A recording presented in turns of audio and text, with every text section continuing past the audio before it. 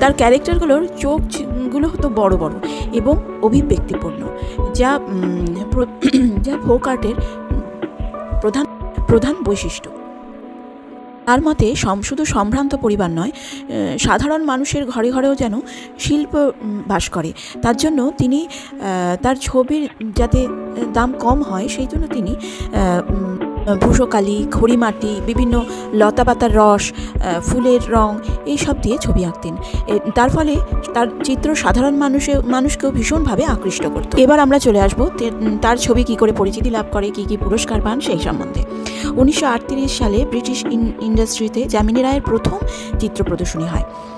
পরিচয় নামক কলকাতায় এক ত্রৈমাসিক সাহিত্য পত্রিকায় তার শিল্পকৃতি আলোচনার ফলে তার ছবি পরিচিতি লাভ করে। সেই সময় দ্বিতীয় বিশ্বযুদ্ধের সময় বিদেশ থেকে আগত মার্কিন সৈনিক এবং অফিসারবৃন্দ তার ছবি দেখে অধিক মূল্যে ক্রয় করেন, এর ফলেও তার জনপ্রিয়তা ক্রমশ বৃদ্ধি পেতে থাকে। 1934 সালে তিনি একটি ছবির জন্য ভাইসরয় স্বর্ণ পদক লাভ করেন। 1955 সালে পদ্মভূষণ সম্মাননা পান এবং পরবর্তীকালে তিনি সর্বপ্রথম চারুশিল্পের সর্বশ্রেষ্ঠ সম্মাননা ললিত কলা একাডেমি পুরস্কার পান। এবার যামিনী রায় শেষ জীবনে মূর্তিচিত্রের চোখকে প্রাচীন গুজরাটি পটচিত্রের অনুকরণ রূপে অঙ্কিত করেছেন। এতে ছবির ফর্ম, ডিজাইন, রং একই হওয়ায় ছবির গুরুত্ব বেশি বেড়ে যায়। তার ছবি অধিক জনপ্রিয় হয়ে ওঠায় তিনি দেশে বিদেশে বহু প্রদর্শনীতে সম্মানিত হয়েছিলেন। তিনি কলকাতার বিশ্ববিদ্যালয় হতে ডিলিট উপাধিতে ভূষিত হন 1956 সালে।